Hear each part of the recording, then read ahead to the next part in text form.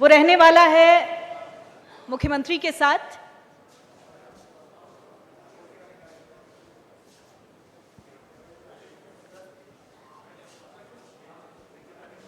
तो उत्तराखंड राज्य की जितनी खूबसूरती है उतनी ही चुनौतियां भी हैं, और उन चुनौतियों में जो सत्ता की भूमिका है वो अपने आप में बहुत महत्वपूर्ण हो जाती है कि कैसे चीज़ों को दुरुस्त किया जाए और किस रणनीति के साथ आगे बढ़ा जाए।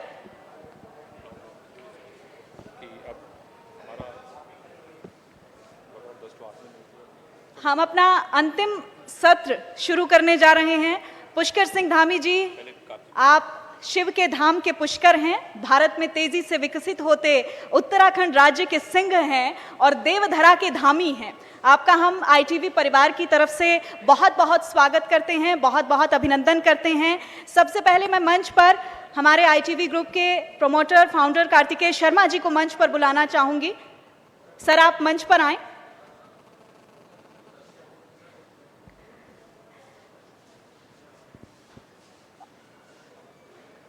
और मुख्यमंत्री जी का स्वागत करें। देखिए, जोरदार तालियां एक बार। कार्यक्रम समाप्ति के दौर में है, जैसे पहले भी मैंने कहा, और ये हमारा सत्र अपने आप में बहुत महत्वपूर्ण, ये पल अपने आप में बहुत महत्वपूर्ण। उत्तराखंड राज्य के मुख्यमंत्री पुष्कर सिंह धामी का हम बहुत बहुत स्वागत करते हैं आईटीवी परिवार की तरफ से, बहुत बहुत अभिनंदन करते हैं। आप अपने व्यस्त समय से हमारे बीच में पहुंचे हैं।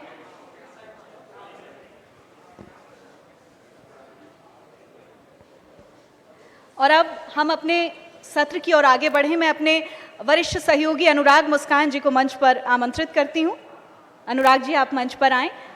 देखिए, बहुत महत्वपूर्ण है ये सत्र, चूंकि इसमें बात उत्तराखंड के हर पहलू पर होगी और सबसे अहम है उत्तराखंड की राजनीति इस वक्त, चूंकि 2022 का दंगल नजदीक है और ऐसे में क्या तैयारी है सरकार की तरफ से, क्या रणनीति है, इस पर हम चर्चा करेंगे। 2022 का दंगल। Over to you Anurag ji. बहुत बहुत धन्यवाद आपका। एक बार जोरदार तालियां बजा दीजिए। माननीय मुख्यमंत्री हमारे बीच हैं, पुष्कर सिंह धामी जी, बहुत बहुत स्वागत है आपका इंडिया न्यूज के इस मंच पर। सबसे पहला सवाल मेरा यही होता है, आपसे भी वही सवाल, कैसे हैं आप? जी अच्छे हैं, आप बताइए, सब ठीक है? अच्छे हैं और ठीक है में फर्क होता है सर? नहीं, ठीक है।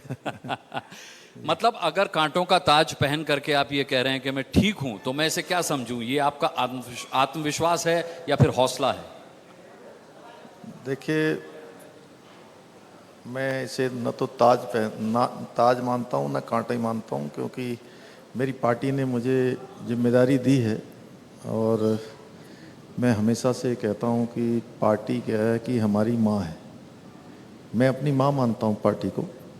जैसे 3 प्रकार की माँ होती हैं। एक माँ वो जो हमें पैदा करती हैं, एक हमारी जन्मभूमि, वो भी माँ है, और उसी तरीके से हमारी पार्टी है जी, जो किसी भी कार्यकर्ता का एक तरह से मैं कहूँ कि उसका विकास करती हैं, उसको आगे बढ़ाती है, उसके व्यक्तित्व का विकास होता है, सीखने का अवसर देती है और जिम्मेदारियाँ देती हैं। उस जिम्मेदारी के कारण से ही आदमी का निखार आता है, उसके अंदर सीखने समझने की जो क्षमता पैदा होती है। तो मेरी पार्टी ने मुझे अवसर दिया है, तो जो अवसर दिया है, जो मुझे काम करने का मौका दिया है, जिम्मेदारी दी है, मैं उस जिम्मेदारी को पूरे प्राणों से कोशिश करूँगा कि मेरे नेतृत्व ने जो मेरे ऊपर जिम्मेदारी की है, उत्तराखंड की जनता की सेवा करने का अवसर प्रदान किया है, मैं पूरे प्राणों से लगा हूँ कि उत्तराखंड की जनता की सेवा करूँ। उत्तराखंड के हमारे जनगण मन जो समाज के अंतिम छोर में खड़े हैं जी, अंतिम छोर में हैं, उन सब तक सरकार की सुविधाएं पहुंचाएं, हमारा शासन पहुंचे, सरकार पहुंचे, हमारे अधिकारी गण पहुंचे, तो उस व्यवस्था को आगे बढ़ाने में लगे हैं।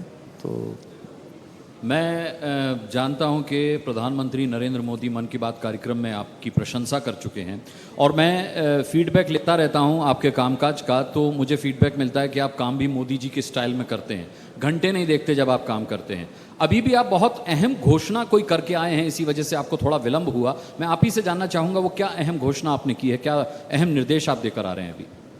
नहीं, उत्तराखंड के जो हमारे आंदोलनकारी हैं, उन आंदोलनकारियों को हमने, उनके आश्रितों को जो है जो पेंशन है पहले वो केवल आंदोलनकारियों को मिलती थी, अब हमने उस पेंशन को आंदोलनकारियों के आश्रितों के लिए भी कर दिया है। वो आगे तक रहेगा। इसी के साथ साथ हमारा ये प्रदेश ये आंदोलनकारियों की बदौलत बना था, यहाँ की मातृशक्ति के कारण से बना था, यहाँ की शहीदों के शहादत के कारण से बना था। तो बीच बीच में जगह जगह पर ये बात आई थी, जब से मैं प्रदेश के भ्रमण पर गया, लोग मुझसे मिलने आए या जो जनता दर्शन के माध्यम से, कि जो आंदोलनकारी चिन्हीकरण की प्रक्रिया है वो और बढ़नी चाहिए।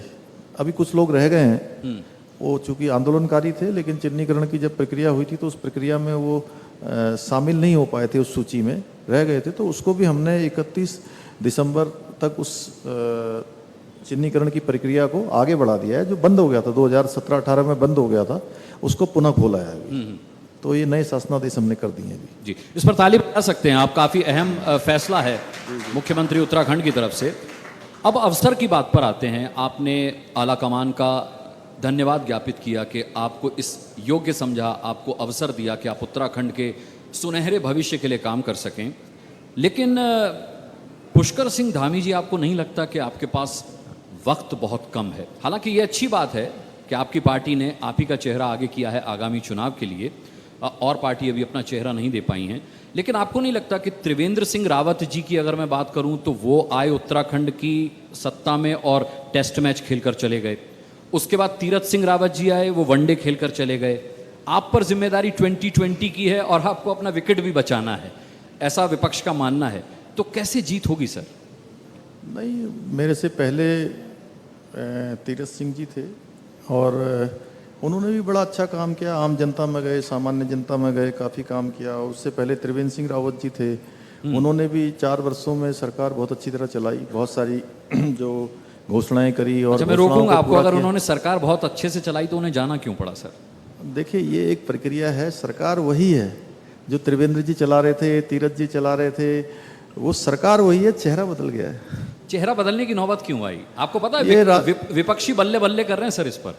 देखिए, ऐसा है कि विपक्षियों के पास कोई मुद्दा नहीं है, वो बेफालतू तो आपने मुद्दा बना रहे हैं। आपने उन्हें मुद्दा थमा दिया? नहीं, कोई मुद्दा नहीं है। जो सरकार चल रही है वही सरकार चल रही है। सरकार की नीतियां वही हैं, कार्यक्रम वही हैं, विचारधारा वही है, विकास के कार्य वही हैं। और जो काम उन्होंने शुरू किए थे उन कामों को हम पूरा करवा रहे हैं। उसमें कहीं कोई ऐसा नहीं है कि अलग अलग सरकार नहीं है। ठीक है, ऐसी परिस्थितियां पैदा हुई कि पहले त्रिवेंद्र जी थे, तीरथ जी थे, फिर मुझे लाया गया। तो हम सभी लोग एक ही काम कर रहे हैं। हमारा सबका मिशन एक ही है, हमारा लक्ष्य एक ही है, हमारा लक्ष्य तय है, दिशा स्पष्ट है। मुझे लगता है आपको ये कहना चाहिए कि आप थोड़ा अलग हटकर काम कर रहे हैं। आप ये मत कहिए कि आप उन्हीं की तरह काम कर रहे हैं, वरना जनता निराश हो जाएगी, मेरा मानना है। नहीं, जो काम उन्होंने किए हैं उन्हीं कामों को बढ़ा रहा हूँ आगे। जो उन्होंने ये पुष्कर सिंह धामी जी, ठीक है, आपकी पार्टी के आपके वरिष्ठ लोग हैं जो आपसे पहले इस गद्दी को संभाल चुके हैं, तो आप डिफेंड कर रहे हैं उनको। लेकिन त्रिवेंद्र सिंह रावत जी के कामकाज को लेकर के नाराज़गी है लोगों में, तीरथ सिंह रावत जी के काम को लेकर के नाराज़गी है। वो नाराज़गी आपके कामकाज को लेकर अब तक देखने में नहीं आई है। तो इसे स्वीकार करने में क्या जाता है कि जो वादे जनता से किए गए थे वो धरातल पर नज़र नहीं आए, जिनके लिए आप प्रयासरत हैं लगातार? नहीं, हमने जो योजनाएं शुरू करी हैं हमारी सरकार में, जिन योजनाओं का भी शिलान्यास हुआ है, सारी योजनाओं का हम लोकार्पण कर रहे हैं। और जो भी योजना अभी हमारी शुरू हुई है वो सारी पूरी होंगी। जो हमारी घोषणा है वो 100% पूरी होंगी और हो रही है पूरी।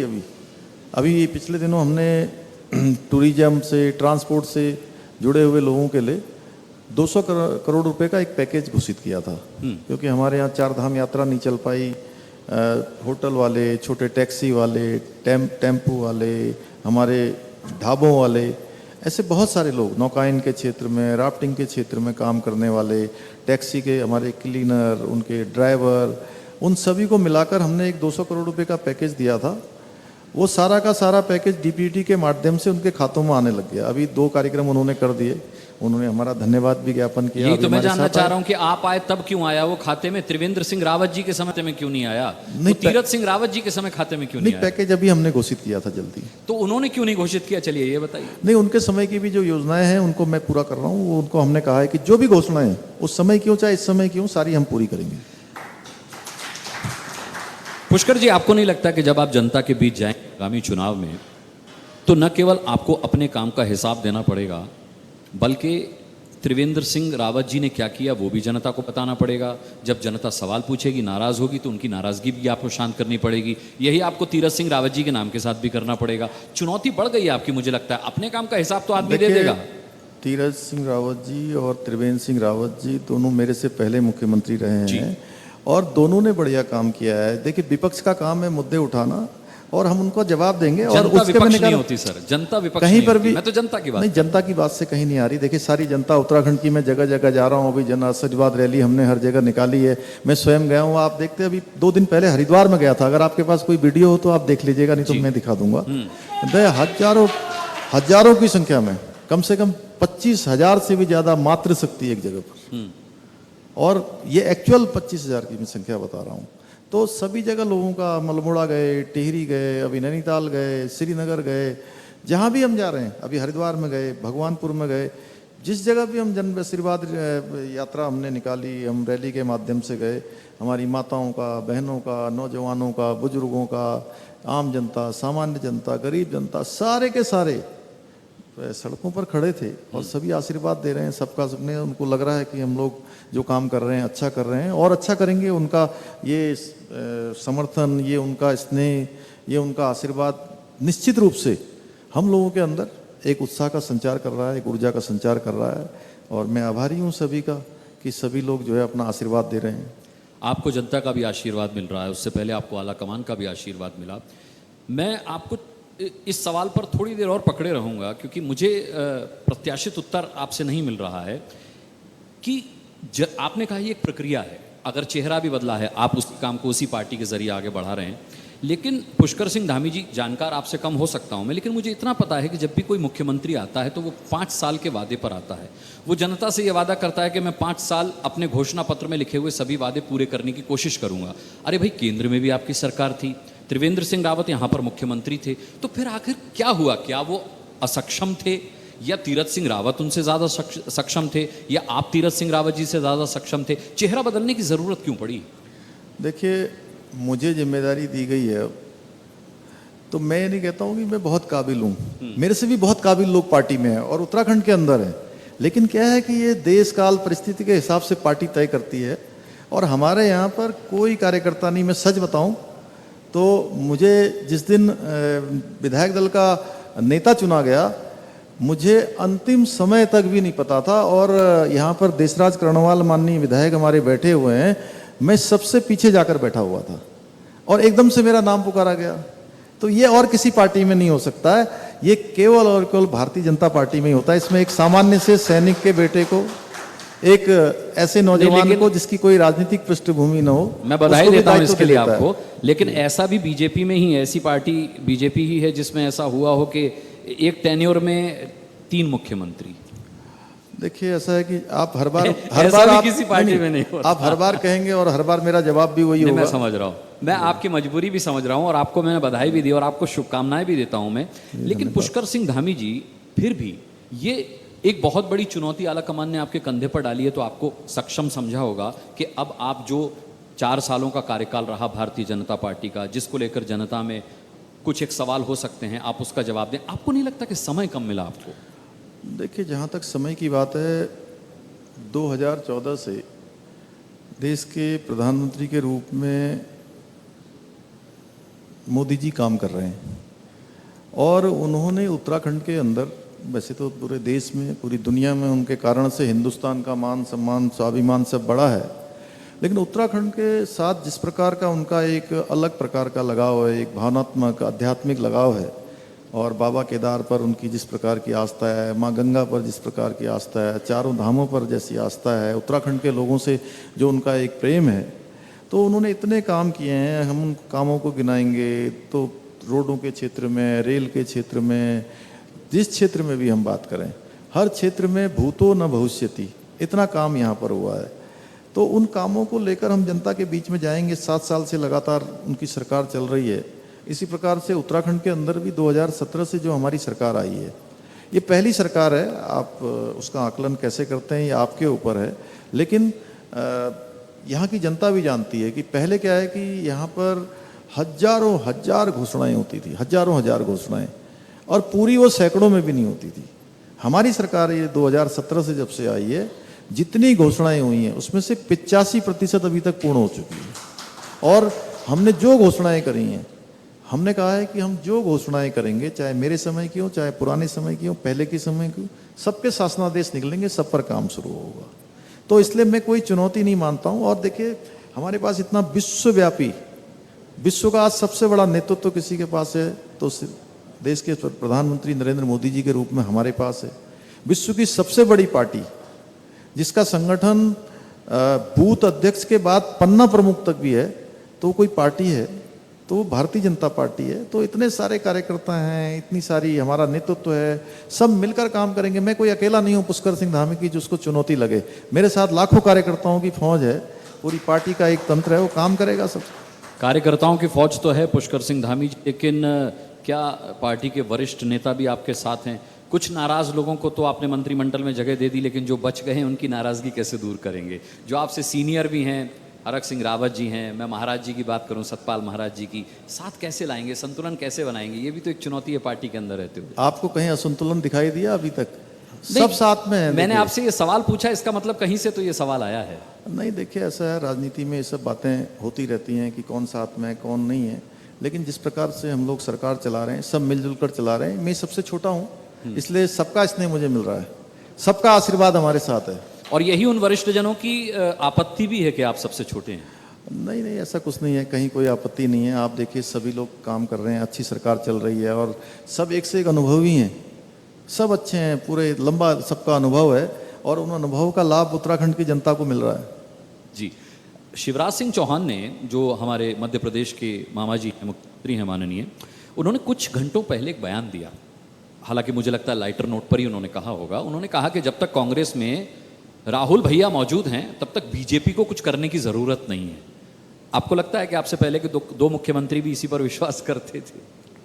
नहीं, देखिए, जिस प्रकार से अभी पंजाब के अंदर जो घटनाक्रम हुआ है और जो निवर्तमान मुख्यमंत्री हैं कैप्टन अमरिंदर सिंह, उन्होंने जिस प्रकार से उन्हीं की पार्टी पर और उन्हीं के हाईकमान पर जिस प्रकार की बात करी है, ये बड़ी सोचनीय प्रश्न है कि कांग्रेस पार्टी किस तरफ जा रही है। और जो कांग्रेस पार्टी का इतिहास रहा है उसी को राहुल गांधी आगे बढ़ा रहे हैं। तो आप क्या, माफ कीजिएगा, आप मानते हैं पंजाब की राजनीति में अगर आपको लगता है कि राजनीतिक संकट था, तो उत्तराखंड की राजनीति में आप क्या मानते हैं, संवैधानिक संकट था या राजनीतिक संकट था? किस परिप्रेक्ष्य में? सरकार के परिप्रेक्ष्य में, आपके आने के परिप्रेक्ष्य में। नहीं, देखिए, मैंने कहा कि परिस्थितियां, पार्टी हमेशा संवैधानिक संकट मानती रही है। मैं हमेशा कह रहा हूं कि देखिए, ऐसा है कि राजनीतिक में परिस्थितियां बन जाती हैं। मैंने इस पर प्रश्न चिन्ह खड़ा नहीं किया कि वहां पर कैप्टन अमरिंदर सिंह बदले गए, वो कांग्रेस पार्टी का अपना आंतरिक मामला है। मैंने कहा कि उन्होंने जो कहा, मैंने उस बात को कहा है कि जो उन्होंने कहा कि जो है कांग्रेस पार्टी जिस प्रकार से था, उन्होंने कहा कि मेरा दम घुट रहा था इस पार्टी के अंदर, मेरा दम घुट रहा था और मैं ऐसे आदमी को सत्ता में नहीं आने दूंगा, ऐसे आदमी को मुख्य पोजीशन पर नहीं बैठने दूंगा जिसके संबंध पाकिस्तान के लोगों से भी हैं। 600 किलोमीटर की पाकिस्तान की सीमा जो है पंजाब के पूरे बॉर्डर से लगती है। मैं पंजाब के साथ, मैं देश के साथ जो है उसकी एकता अखंडता के साथ, सुरक्षा के साथ कोई जो है खतरा ना हो, उसके लिए मैं उनका विरोध करता हूं, उन्होंने कहा। लेकिन वो आपकी ही पार्टी में थे, राज्यसभा पहुंचे हुए थे। नहीं चाहिए। एक समय सिद्धू जी का इतिहास,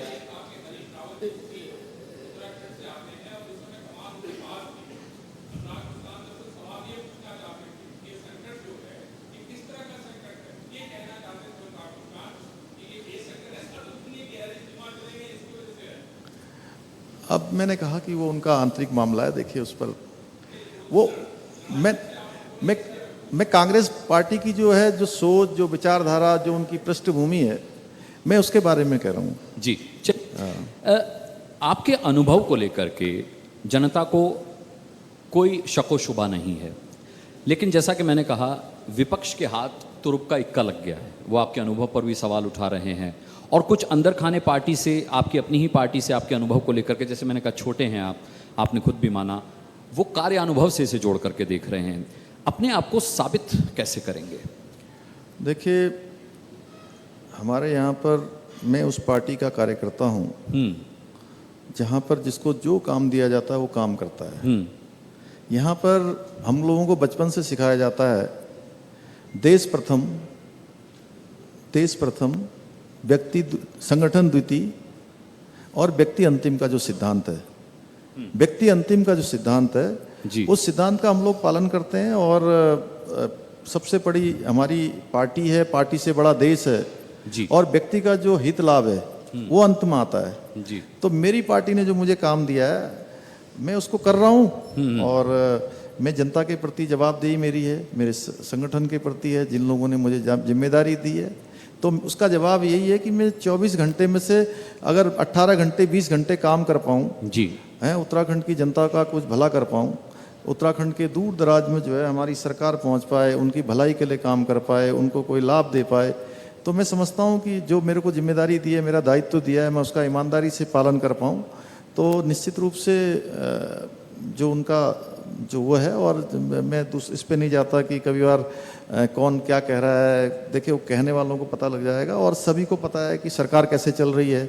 जनता उसके बारे में क्या सोच रही है। जनता क्या है कि एक भगवान के रूप में जी वो भाव जानती है और हमारा भाव है हम आने वाले सालों में उत्तराखंड को हिंदुस्तान का हर क्षेत्र में नंबर 1 राज्य बनाना चाहते हैं। उसके आपने लिए काम कहा, करेंगे। बहुत बहुत बधाई आपको और शुभकामनाएं भी इसके लिए कि भारत में सिरमौर बने उत्तराखंड तरक्की के मामले में, पर्यटन की बड़ी संभावनाएं यहाँ पर।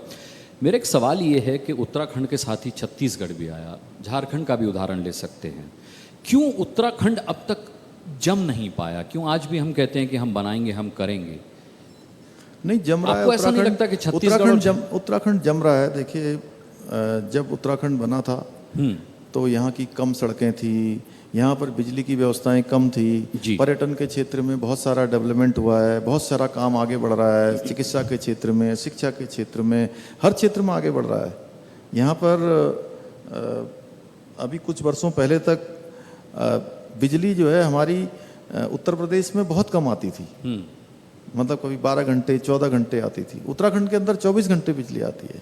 तेजी से बढ़ा है, तेजी से विकास हो रहा है और यहाँ पर थोड़ा छत्तीसगढ़ और झारखंड के मुकाबले यहाँ की भौगोलिक परिस्थितियाँ थोड़ी भिन्न हैं, थोड़ा यहाँ अलग प्रकार की चीज़ें हैं। यहाँ पर तराई है, भावर है, मैदान है, अलग अलग प्रकार के जो है हमारे पहाड़ हैं, तो सभी जगह पर थोड़ा टाइम लगता है, लेकिन निश्चित रूप से उत्तराखंड आगे बढ़ रहा है, उसको और आगे बढ़ाएंगे।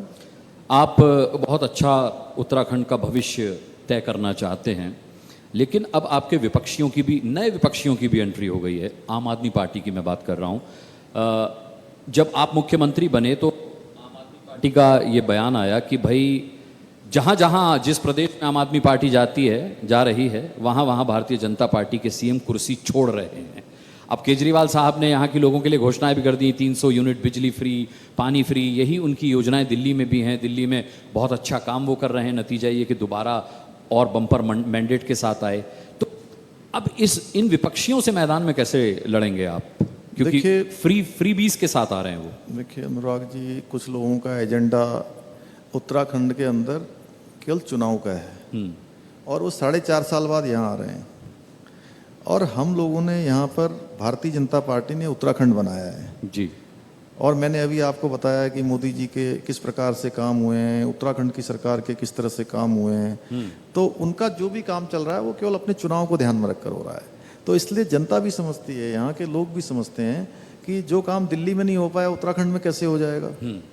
जिस प्रकार की यहाँ की इकोनॉमी है, यहाँ का जिस प्रकार के हमारे साधन हैं, संसाधन हैं, हम उन्हीं पर काम कर सकते हैं। तो लोग समझते हैं कि ये घोषणाएं और ये जो बड़ी बड़ी बातें हैं केवल चुनावों को ध्यान में रखकर हो रहा है। उनका एजेंडा चुनाव हो सकता है, हमारा एजेंडा केवल चुनाव नहीं है। हमारा एजेंडा अभी उत्तराखंड का विकास है। उत्तराखंड का जो लोगों ने सपना देखा है, यहाँ के लोगों ने, यहाँ के शहीदों ने, यहाँ के सैनिकों ने, यहाँ की आम जनता ने, सामान्य जनता ने, और जिस रास्ते पर पूरे देश को आज मोदी जी आगे बढ़ा रहे हैं, उसी के रास्ते पर उत्तराखंड को आगे बढ़ाना है। तो मतलब आपका मानना है कि सिर्फ आम आदमी पार्टी का उत्तराखंड में आना अपनी राजनीतिक स्वार्थ सिद्धि के लिए है, जनता के हितों से उन्हें कोई लेना देना नहीं है। लेकिन सर, कांग्रेस का एक इतिहास रहा है उत्तराखंड में। चलिए आम आदमी पार्टी की नई एंट्री है, लेकिन कांग्रेस का इतिहास रहा है। अच्छा, मैं आपको बताऊं कि कांग्रेस इसलिए भी खुश है क्योंकि उत्तराखंड का इतिहास ये रहा है कि एक बार कांग्रेस, एक बार बीजेपी, एक बार कांग्रेस, एक बार बीजेपी। तो अब इस वजह से भी वो उम्मीद पाले हुए हैं कि भाई अब बीजेपी का काम खत्म, अब तो हमारी बारी है। दूसरा, अभी कुछ पहले, आपसे पहले पूर्व मुख्यमंत्री हरीश रावत जी मेहमान थे इस मंच पर। हरीश रावत जी जब आप मुख्यमंत्री बने थे तब भी ट्वीट करके आपसे ये निवेदन कर चुके हैं कि भाई जो काम त्रिवेंद्र सिंह रावत और तीरथ सिंह रावत ने नहीं किया वो काम मैं उम्मीद करता हूं कि पुष्कर सिंह धामी जी करें। वो घोषणा पत्र एक बार खोलकर पढ़ लें जो जिस घोषणा पत्र को लेकर के भारतीय जनता पार्टी चुनाव के मैदान में आई थी। वो इस मंच से कहकर गए कि अगर कांग्रेस आएगी तो हम भू कानून सबसे पहले लाएंगे। क्या जवाब है आपका? देखिए, मैंने कहा कि जब हम सरकार में नहीं होते हैं तब कहना बड़ा आसान होता है, लेकिन हम जो भी जनता के बीच से जो आवाज़ आ रही है, चाहे भू कानून हो, चाहे जनसंख्या का कानून हो, चाहे देवस्थानम बोर्ड हो, हम सब पर रास्ता निकाल रहे हैं। हमने भू कानून को लेकर एक बहुत उच्च स्तरीय समिति बना दी है जिसमें हमने हमारे यहाँ के चीफ सेक्रेटरी रहे हैं सुभाष कुमार, उनकी अध्यक्षता में कमेटी बनाई है और वो कमेटी सभी पहलुओं का अध्ययन कर रही है कि हम यहाँ के भू कानून को भी लागू करेंगे, यहाँ की जो यहाँ का औद्योगिक विकास है, विकास को भी ध्यान में रखेंगे, सारे पहलुओं को ध्यान में, यहाँ के विकास को, रोजगार को, यहाँ के पलायन को, सारी चीज़ों को ध्यान में रखते हुए उस पर फैसला लेंगे। भू कानून को लेकर के बड़ा बयान दे रहे हैं आप, मैं चाहता हूँ इसको एक बार दोहरा दें आप। मैं कह रहा हूँ कि हमने जो कमेटी बनाई है वो कमेटी अपनी सिफारिश करेगी, वो सभी पहलुओं का अध्ययन कर रही है, उसके बाद सरकार फैसला लेगी उसमें। ठीक है। पुष्कर सिंह धामी जी, एक मजे हुए खिलाड़ी के तौर पर किसको बड़ी चुनौती मानते हैं आप, कांग्रेस को या आम आदमी पार्टी को? नहीं, मैं किसी को कोई चुनौती नहीं मानता हूँ। चुनौती हमारे सामने उत्तराखंड का विकास, उत्तराखंड को आगे बढ़ाना, ये हम इसको अपनी सबसे बड़ी चुनौती मानते हैं। अब देखिए, विपक्षी अब तक आप पर हमलावर थे कि भाई उत्तराखंड में पार्टी को चेहरे का संकट है, तो वो संकट तो अब खत्म हो गया। आपका चेहरा सामने रख करके भारतीय जनता पार्टी चुनाव लड़ेगी। आप किन मुद्दों करके जनता के बीच जाएंगे? नहीं, देखिए, मुद्दे हमारे पास बहुत सारे हैं। मैंने पहले कहा कि हमने जो काम किए हैं उन कामों को लेकर जाएंगे और हर क्षेत्र में आगे नौजवानों के रोजगार को लेकर, यहाँ के पलायन को रोकने को लेकर, यहाँ का सड़कों का डेवलपमेंट, यहाँ की हमारी परियोजनाएं, उन सब परियोजनाओं को लेकर जाएंगे। एक नया उत्तराखंड, और जैसे हमारा ऊर्जा प्रदेश जिसका नाम पड़ा था, ऊर्जा और पर्यटन के नाम से इस प्रदेश की अवधारणा रखी गई थी, उन्हीं सब चीज़ों को आगे बढ़ाएंगे, उनको आगे ले जाएंगे और जनता के बीच में ले जाएंगे। जो काम कर रहे हैं वो काम और आगे ले जाने हैं। आने वाले समय में जो योजनाएं शुरू हुई हैं उन योजनाओं को पूरा होना है, नई योजनाओं को शुरू करना है, तो ये सारे मुद्दे रहेंगे। जी, मैं कोई भी सेशन करने से पहले सोशल मीडिया पर भी उसकी जानकारी डालता हूं और मैंने ट्विटर और फेसबुक पर भी लिखा था कि आज शाम को 6 बजे माननीय मुख्यमंत्री हमारे साथ होंगे, अगर आपके कोई सवाल हों तो पूछें। तो जनता के कुछ सवाल धामी जी मैं आपसे ज़रूर पूछना चाहूँगा। विक्रम सिंह ने मुझे ट्विटर पर लिखा है, भू कानून के बारे में वो जानना चाहते थे, उसका जवाब आप दे चुके हैं। एक उन्होंने साफ लिखा है कि पलायन युवाओं का, ये उत्तराखंड में एक बहुत लंबे समय से एक बड़ी समस्या है। युवाओं का पलायन यहाँ से रोकने के लिए क्या योजना है? देखिए, वास्तव में पलायन हमारे यहाँ की बहुत बड़ी समस्या है और पलायन तभी रुकेगा जब यहाँ के नौजवानों को, युवाओं को रोज़गार मिलेगा। और रोज़गार के लिए हमने सबसे पहले जो पहली कैबिनेट हमने करी थी 4 जुलाई को, 4 जुलाई की कैबिनेट में हमने निर्णय लिया कि जितने भी हमारे यहाँ सरकारी 24,000 पद अभी रिक्त हैं, अभी रिक्त थे, अब तो भर गए हैं, 2-3 हज़ार भर गए हैं, इस दौरान भर रहे हैं लगातार, तो उन सभी पदों को हम उस पर भर्ती की प्रक्रिया करेंगे। और जब हमने प्रक्रिया की बात कही थी उस समय, तब भी ऐसे ही कुछ लोगों ने कहा कि ये तो कह रहे हैं इतने पद कैसे भर जाएंगे, कैसे शुरू होगी प्रक्रिया, अभी शुरू नहीं हुई है। उस पर प्रक्रिया शुरू हो गई 15 अगस्त से लगातार। 15 अगस्त हमारा जो बीता है तब से लगातार हमने उस पर भर्ती की प्रक्रिया शुरू कर दी है। हमारा प्रयास है कि लगातार भर्ती की प्रक्रिया हमारी चलती रहे, लगातार लोगों को रोज़गार मिलता रहे। इसके साथ साथ हमारे प्रदेश के रहने वाले नौजवान, युवा, ये केवल रोज़गार मांगने वाले न बने, आने वाले समय में रोज़गार देने वाले बने।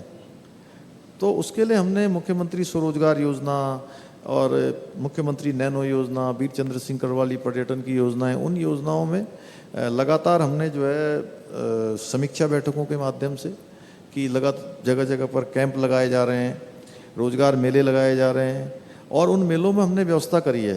पहले के समय में एक जगह पर कैंप होता था, दूसरी जगह पर सर्टिफिकेट के लिए दौड़ना पड़ता था, कहीं आय प्रमाण पत्र के लिए दौड़ रहे हैं, कहीं निवास प्रमाण पत्र के लिए दौड़ रहे हैं, कहीं जाति प्रमाण पत्र के लिए। फिर बैंक में जाते थे, हजारों की संख्या में फार्म इकट्ठे होते थे और बैंक में हजारों की संख्या में जाते थे और सैकड़ों को भी जो है उसमें से रोजगार नहीं मिल पाता था। ये समस्या मेरे सामने आई क्योंकि मैं लंबे समय से विद्यार्थी जीवन से मैंने छात्रों के बीच में और छात्रों के बीच में काम किया है, नौजवानों के बीच में, युवा मोर्चा के माध्यम से, विद्यार्थी परिषद के माध्यम से, पूरे उत्तराखंड के अंदर मैं जगह जगह गया हूँ। तो मैंने देखा कि कई बार क्या है कि वो इतनी जगह उनको जाना पड़ता था, कहीं रजिस्ट्रेशन हो रहा है, कहीं फॉर्म जमा हो रहे हैं, कहीं स्कूटनी हो रही है, उसके बाद फिर बैंकों को जा रहे हैं। तो हमने कहा कि अब ये अलग अलग नहीं होगा, ये केवल ये सब एक स्थान पर हो जाएगा, वहीं पर पंजीकरण होगा, वहीं पर उनके स्कूटनी होगी, वहीं फॉर्म जमा होंगे, अगर कोई सर्टिफिकेट बनना है तो वहीं सर्टिफिकेट, और बैंक भी जो है वहीं पर उनके लोन की व्यवस्था करेंगे, बैंक के लोग भी वहीं पर रहेंगे, जिससे कि उनको रोजगार के लिए कहीं भटकना ना पड़े, अपना स्वरोजगार करना चाहते हैं। तो इस माध्यम से जो है हमारी योजना है कि लाखों लोगों को इसमें रोजगार मिले, लाखों नौजवान स्वरोजगार से जुड़ें। अभी आजीविका मिशन से जुड़ी हुई जो हमारी मातृशक्ति है, हमारी बहनें हैं, वो बहुत सारे काम करती हैं आजीविका मिशन के अंतर्गत। तो उसमें कहीं हथकरघा का काम है, कहीं मसाला उद्योग चलाती हैं, कहीं पर हमारा ये प्रसाद बनाने का काम करती हैं, कहीं पर बुनकर वाला काम करती हैं, अलग कहीं बकरी पालन का, भेड़ पालन का, अलग अलग स्थानों पर अलग अलग काम होता है, एक से एक उत्पाद बनाती हैं। तो अभी इस कोरोना महामारी के दौरान सभी का, चूँकि जिस प्रकार से व्यवस्था चली है, सभी का काम जो है प्रभावित हुआ है, कारखाने भी कम चले हैं, लोगों का व्यापार भी कम हुआ है। तो उनको भी हमने 119 करोड़ रुपए का पैकेज दिया है। वो सब इसी प्रक्रिया का हिस्सा है, जो कि पलायन रुके, नौजवानों को, युवाओं को, हमारी मातृशक्ति को अगर रोजगार मिलेगा तो वो रोजगार सरकारी सबको नहीं मिल सकता, वो इतना नहीं है, लेकिन लाखों लोगों को स्वरोजगार के माध्यम से जोड़ेंगे, पलायन को रोकेंगे। ठीक है, ये एक संदीप चौहान है, देखिए ये कैसे लिख रहे हैं कि जनाब हमें पूरा पता है कि आप ये सवाल मुख्यमंत्री जी से नहीं पूछेंगे, फिर भी हम कह रहे हैं कि उत्तराखंड में भर्ती आती भी है तो अखबार तक ही सीमित रहती है। आपने उसका जवाब भी दे दिया भर्ती को लेकर के। मैंने सवाल इसलिए पूछ लिया क्योंकि उन्हें लग रहा था मैं ये सवाल पूछूंगा नहीं।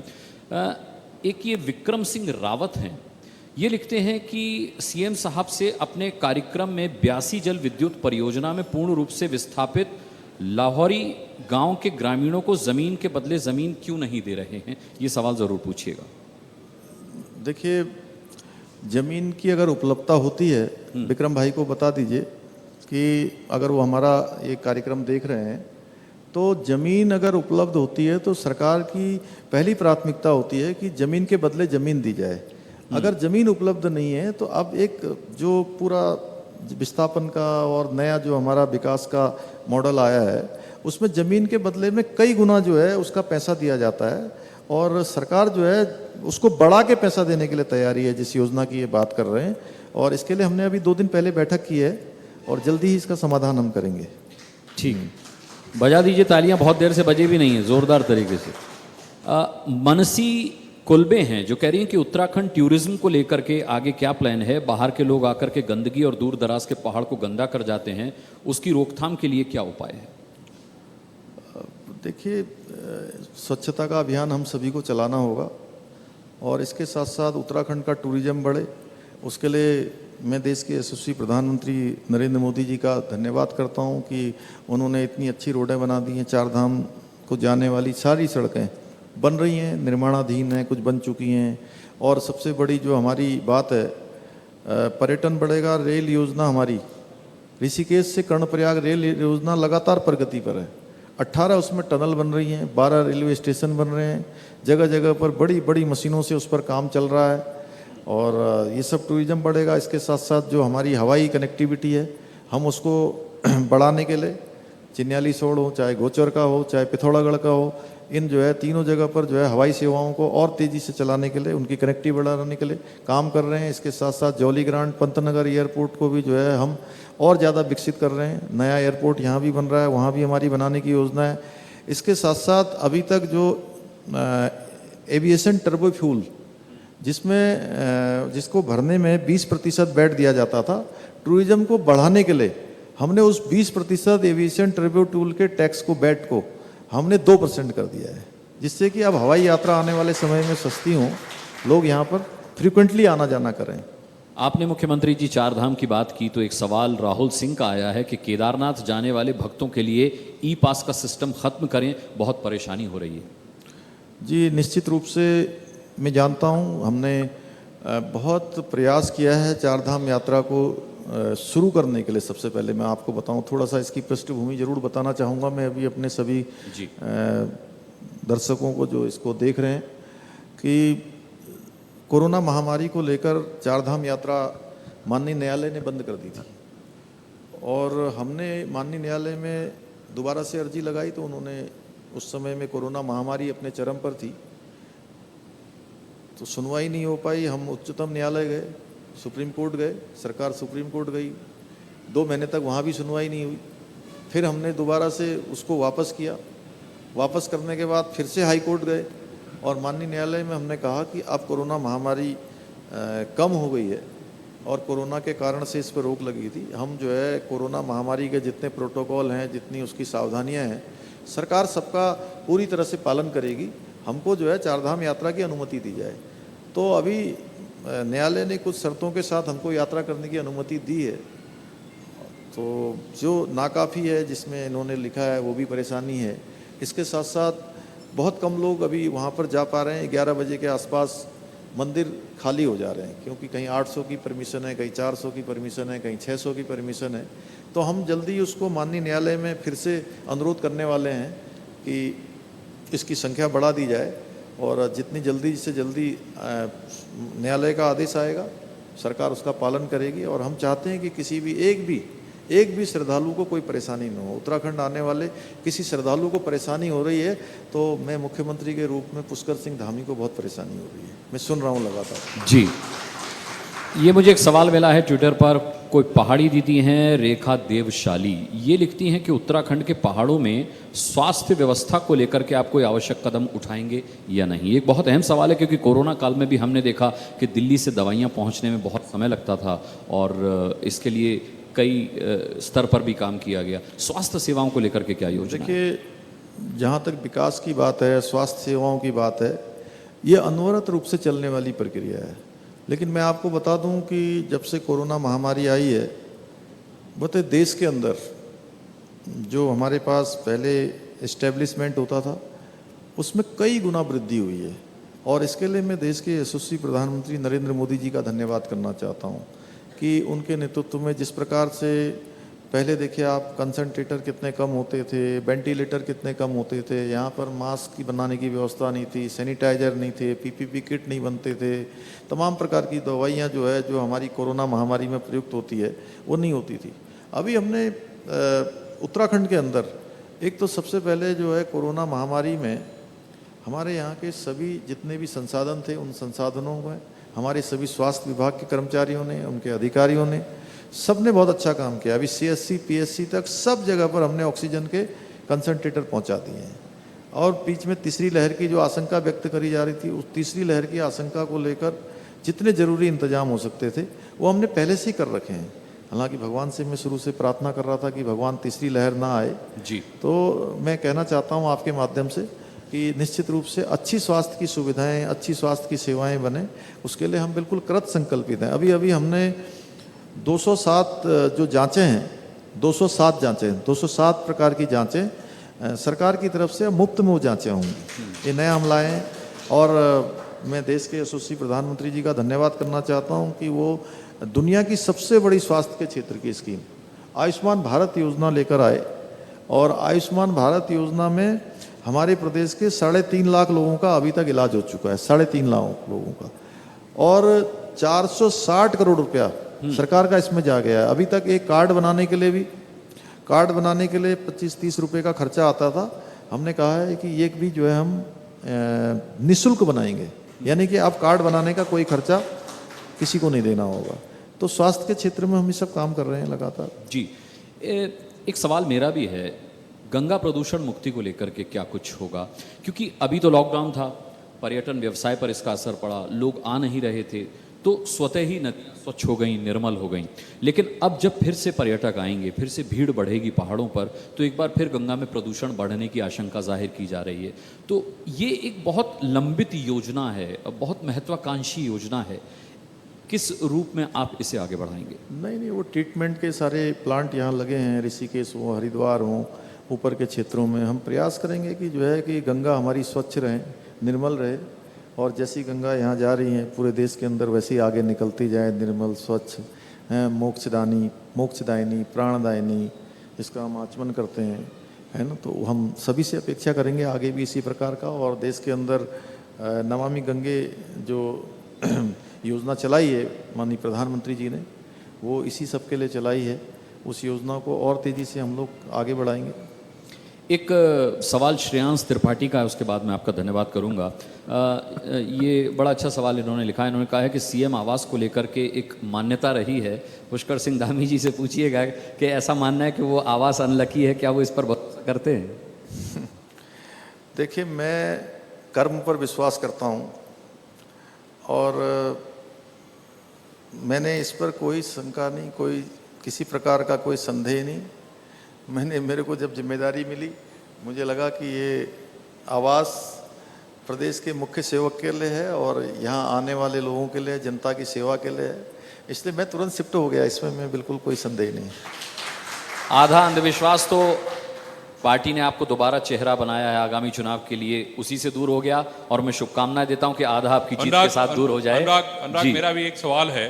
पुष्कर जी के पास जब भी कोई व्यक्ति जाता है तो उनका मुस्कुराता हुआ चेहरा धीरे से जैसे ही सामने आता है तो उसकी आधी नाराजगी तो वैसे ही दूर हो जाती है।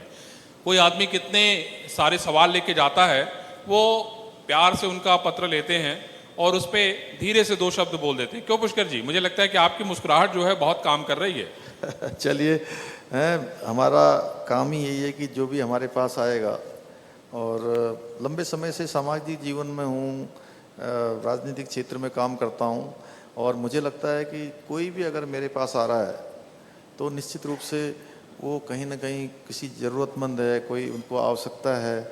हम अगर उनका सब कुछ नहीं भी कर पाएंगे तो निश्चित रूप से इतना ज़रूर करेंगे कि उसको दूर से आई हुई उनकी थकान दूर हो जाए। बहुत बहुत धन्यवाद करना चाहूँगा माननीय मुख्यमंत्री जी। अनुराग जी, एक सवाल और था। अभी अभी आप एक जियो जारी आपने किया है कि जो आश्रित हैं उनको भत्ता उत्ता देने की बात कही जा रही है, तो कुछ विस्तार से बता दीजिए भाई। इतने बड़े मंच पे आप बैठे हुए हैं। आश्रितों को भत्ते वाली बात पर आप उत्तर दे चुके हैं, संभवतः एक बार और दोहरा दीजिए। अभी जो हमारे आंदोलनकारी थे, उनके आश्रितों को अभी तक जो योजना चलती थी, उनको पेंशन योजना है, पेंशन योजना में आश्रितों को नहीं दिया जाता था। हमने उनके आश्रितों के लिए भी व्यवस्था कर दी है, पति और पत्नी। अब उनको ये पेंशन जो है आगे तक उनके लिए लागू रहेगी। आपकी इस घोषणा पर दोबारा ताली बज गई। एक बार मैंने ये सवाल किया था तब ताली बजी थी, और ये बहुत अहम घोषणा है मुख्यमंत्री जी। इसके लिए आपका बहुत बहुत धन्यवाद, आने के लिए आपका बहुत बहुत धन्यवाद, और आगामी चुनाव के लिए आपको इंडिया न्यूज़ की तरफ से बहुत बहुत शुभकामनाएं। जी, बहुत बहुत धन्यवाद जी, बहुत बहुत धन्यवाद। मुख्यमंत्री जी, हमारी गुजारिश है कि आप मंच पर ही रहें। कुछ लोग हमारे बीच में हैं, चाहते हैं कि आपके करकमलों से वो सम्मानित हों। सबसे पहले मैं मंच पर बुलाना चाहूँगी श्री भूपेंद्र अरोड़ा को, जो कि निदेशक हैं BFIT ग्रुप ऑफ इंस्टीट्यूशन के। भूपेंद्र जी के लिए जोरदार तालियां एक बार। भूपेंद्र अरोड़ा जी।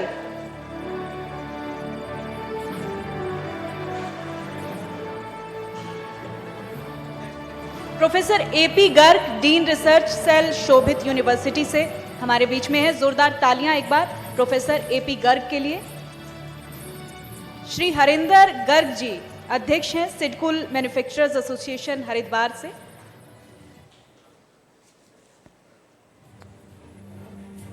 हरिंद्र गर्ग अध्यक्ष हैं सिडकुल मैन्युफैक्चरर्स एसोसिएशन हरिद्वार से। और राज अरोड़ा जी महासचिव हैं। आप लोग मंच के नजदीक ही रहें।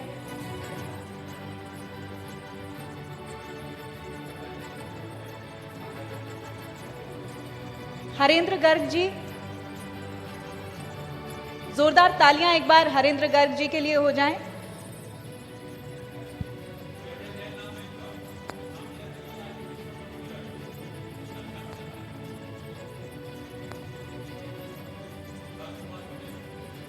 श्री राज अरोड़ा जी महासचिव हैं राजकुमार अरोड़ा जी महासचिव हैं सिडकुल मैन्युफैक्चरर्स एसोसिएशन हरिद्वार से।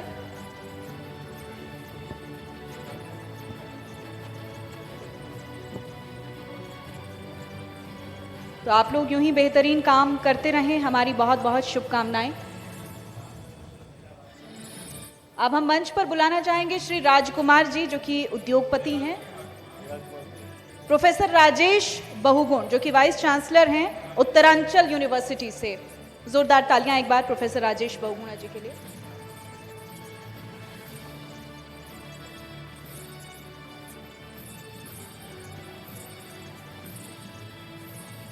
बहुत बहुत शुक्रिया माननीय मुख्यमंत्री जी। देहरादून के छुए अनछुए कुछ पहलुओं पर हमने चर्चा की और निश्चित तौर पर कई ऐसे प्रश्नों का जवाब जो कि जनता जानना चाहती है आपने दिए। वर्तमान का चित्रण और भविष्य का एक चित्र खींचने की कोशिश हमने यहाँ पर की है और इसी के साथ हम अपने इस कार्यक्रम को समाप्त करते हैं। आप सभी का तहे दिल से शुक्रिया करता है ITV परिवार। आप इतने धैर्य के साथ हमें सुनते रहे, हमारे सभी सत्र में आपका साथ हमारे साथ बना रहा, इसके लिए आपका बहुत बहुत शुक्रिया। और तमाम खबरों के लिए आप बने रहिएगा इंडिया न्यूज़ उत्तर प्रदेश उत्तराखंड के साथ।